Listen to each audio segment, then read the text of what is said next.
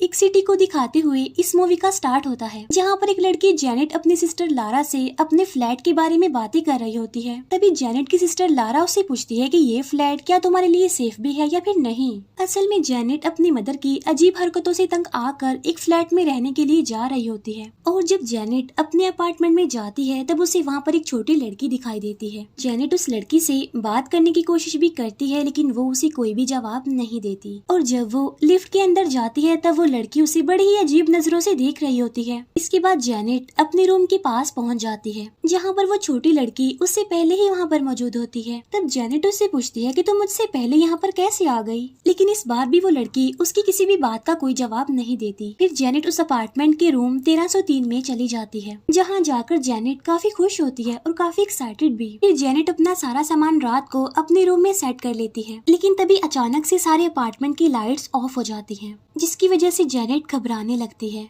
लेकिन थोड़ी देर के बाद जेनेट उसके मेन स्विच को ऑन कर देती है, जिससे वापस से लाइट आ जाती है और जेनेट किचन में जाकर ड्रिंक करने लगती है, लेकिन उसका ओपनर टूट जाता है। तब ओपनर मांगने के लिए जेनेट उस लड़की के घर पर जाती है, और ये वही छोटी लड़की है जो पहले भी उससे मिल चुकी थी। और जैसे ही डोर ओपन होता है तो जेनेट उससे उसका नाम पूछती है, जिस पर वो लड़की अपना नाम एमिली बताती है। फिर वो लड़की एमिली जेनेट को बताती है कि तुम्हारे रूम यानी रूम नंबर 1303 में एक लड़की रहा करती थी, जिसने बालकनी से कूदकर अपनी जान दे दी, और उस लड़की का नाम जेनिफर था। और वो जेनेट को ये भी बताती है कि ये जगह तुम्हारे लिए ठीक नहीं है, बल्कि ये कर्स्ड है। इसके बाद जेनेट घबरा कर अपने रूम में वापस आ जाती है, और तभी वहाँ पर इस फ्लैट का सुपरिटेंडेंट आ जाता है, और वो आहिस्ता आहिस्ता जेनेट के रूम में आने की कोशिश करता है, लेकिन वो उसे अंदर आने नहीं देती। और इसके बाद जेनेट बहुत ज्यादा डर जाती है। इसके बाद वो अपने बेस्ट फ्रेंड मार्क को कॉल करती है और उसे उसके पास आने के लिए कहती है, जिस पर मार्क उसे कहता है कि अभी मैं बिजी हूँ, इसीलिए मेरे पास आने का टाइम नहीं है। इसके बाद जेनेट सोने के लिए चली जाती है, और तब उसे अपने रूम के बाहर एक लड़की का शैडो दिखाई देता है, और उस लड़की की परछाई एक बॉल से खेल रही होती है, जिसे देखकर जेनेट डर जाती है।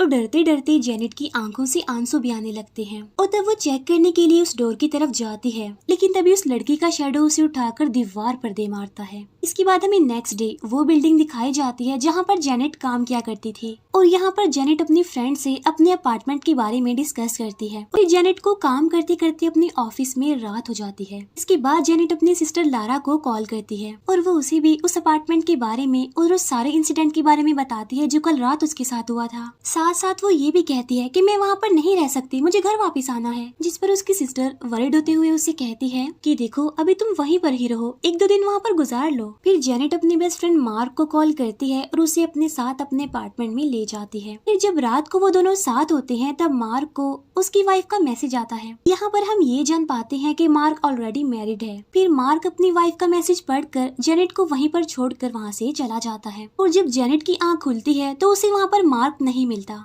और इसीलिए वो उसे ढूंढने लगती है। और जब वो उसे ढूंढते ढूंढते वॉशरूम में जाती है तब उसे वहाँ पर जेनिफर की सॉल दिखाई देती है, और जेनिफर वही लड़की है जिसकी बालकनी से गिरकर मौत हुई थी। तभी जेनिफर की सॉल जेनेट को घसीटकर उसे बालकनी में ले आती है, और तब डरते हुए जेनेट चिल्लाने लगती है, और उसके चिल्लाने की आवाज नीचे जाता हुआ मार्क भी सुन लेता है, और इसीलिए मार्क बाहर आ जाता है। लेकिन तभी जेनिफर की सोल जेनेट को वहाँ से नीचे गिरा देती है, और तब मौके पर ही जेनेट की मौत हो जाती है। और जब मार्क देखता है कि वो जेनेट है तो वो काफी शॉक्ड रह जाता है। इसके बाद जेनेट की मौत के बारे में उसकी सिस्टर लारा को भी पता चल जाता है, और लारा उसी अपार्टमेंट में मार्क के साथ खड़ी होती है, और वो उससे जेनेट की मौत का रीजन पूछती है, जिस पर मार्क कहता है कि मैं कुछ नहीं जानता। फिर इसके बाद लारा जेनेट के रूम की अच्छी तरह से तलाशी लेती है। वो पूरे रूम को अच्छी तरह से चेक करने लगती है, और फिर वहाँ पर लॉक लगाकर वहाँ से जाने लगती है। लेकिन बाहर जाकर उसे वो छोटी लड़की एमिली मिलती है। एमिली उससे कहती है कि तुम यहाँ से चले जाओ और दोबारा यहाँ पर वापस मत आना, यही तुम्हारे लिए बेहतर है। बातों ही बातों में एमिली लारा को ये भी बताती है कि जिस रूम में आपकी सिस्टर जेनेट रहने आई थी वहाँ पर उससे पहले एक लड़की और उसकी मदर रहा करती थी।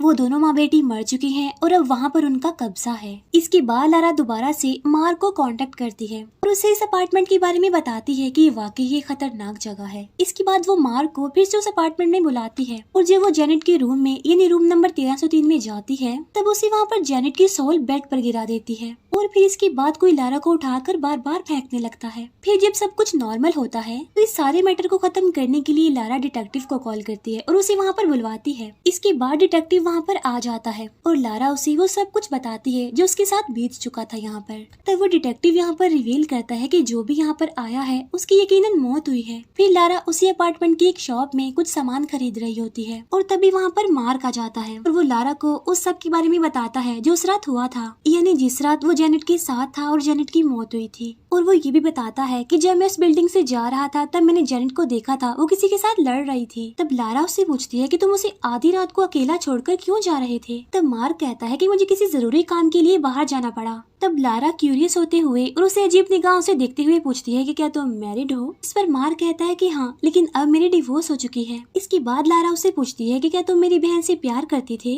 इस पर मार्क कहता है कि हाँ, और हम शादी भी करने वाले थे। फिर इसके बाद लारा वहाँ से जाने लगती है और जाते जाते वो मार्क को कहती है कि रात को तुम रूम में आ जाना, हम सारी बातें वहीं पर करेंगे। इसके बाद हम देखते हैं मार्क को जो कि एक आदमी के साथ खड़ा होता है, लेकिन तभी वहाँ पर वो डिटेक्टिव आ जाता है और वो मार्क से पूछता है कि क्या जेनेट जानती थी कि तुम एक पुलिस ऑफिसर हो। जिस पर मार्क कहता है कि नहीं, मैंने उसे ये रिवील नहीं किया, मैंने ये बात उसे हाइड रखी थी अभी तक। तो यहाँ पर हम ये जान पाते हैं कि मार्क असल में एक पुलिस ऑफिसर था। इसके बाद लारा अपने घर में होती है जो अपनी मदर को कह रही होती है कि मैं वापस से उस अपार्टमेंट में जाना चाहती हूँ, लेकिन उसकी मदर उसे जाने नहीं दे रही होती, ये कहते हुए कि मेरा इस दुनिया में बेटा तुम्हारे अलावा कोई भी नहीं है। लेकिन तभी लारा की मदर उसके साथ अजीब हरकतें करने लगती है, इसीलिए लारा वहाँ से चली जाती है। इसके बाद लारा उसी अपार्टमेंट में मार्क के साथ बैठी होती है जहाँ पर वो उसे उस लड़की एमिली की बातें बता रही होती है।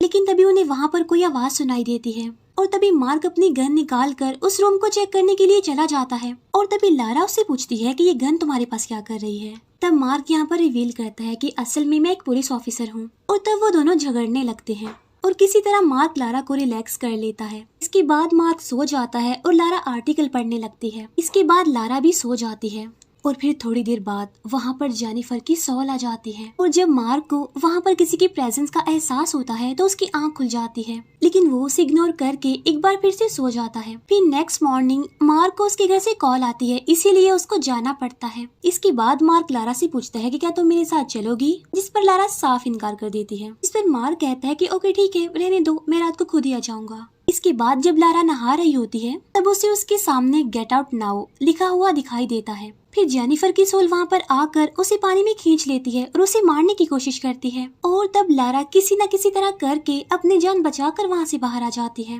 फिर जब मार्क वहाँ पर आता है तब लारा उसे बताती है कि रिसेंटली मेरे फादर ने दूसरी शादी कर ली है और वो मेरी सिस्टर जेनेट के मरने पर भी नहीं आई। इसके बाद लारा के पास उसकी मदर की कॉल आती है जो उसे घर वापस आने का कहती है, जिस पर लारा उन्हें साफ इनकार करते हुए ये कहती है कि अगर आपको कोई काम है तो यहाँ पर आ जाएं। और ये कहकर लारा फोन कट कर देती है। इसके बाद जब लारा वॉशरूम में फ्रेश होने के लिए जाती है तब उसे अपने पीछे अपनी सिस्टर जेनेट की सॉल दिखाई देती है जो लारा को कहती है कि प्लीज तुम यहाँ से चली जाओ वरना वो तुम्हें भी मार देगी। इसके बाद लारा अपने रूम में चली जाती है इस बात को इग्नोर करके। असल में लारा इसलिए ज्यादा नहीं डर रही थी क्योंकि उसकी मदर ने उसे कहा होता है कि जब भी वो मेडिसिन नहीं लेती तो वो पागलों की तरह बन जाती है और उसका दिमाग उसे अजीबोगरीब चीजें दिखाने लगता है और इस सबको भी वो इसी चीज का पार्ट समझ रही थी, इसीलिए वो इन सब चीजों को इग्नोर कर रही थी। और जब वो क्लोजेट का दरवाजा खोलती है तो उसे वहाँ पर जेनिफर की सॉल दिखाई देती है जिसे देखकर वो काफी डर जाती है और मार्क को वहाँ पर बुला लेती है। तभी वहाँ पर मार्क आ जाता है और कबर्ड चेक करने पर उसे वहाँ पर कुछ भी नहीं मिलता। तो वो लारा को रिलैक्स करवाते हुए ये कहता है कि देखो यहाँ पर कुछ भी नहीं है, तुम बिल्कुल रिलैक्स हो जाओ।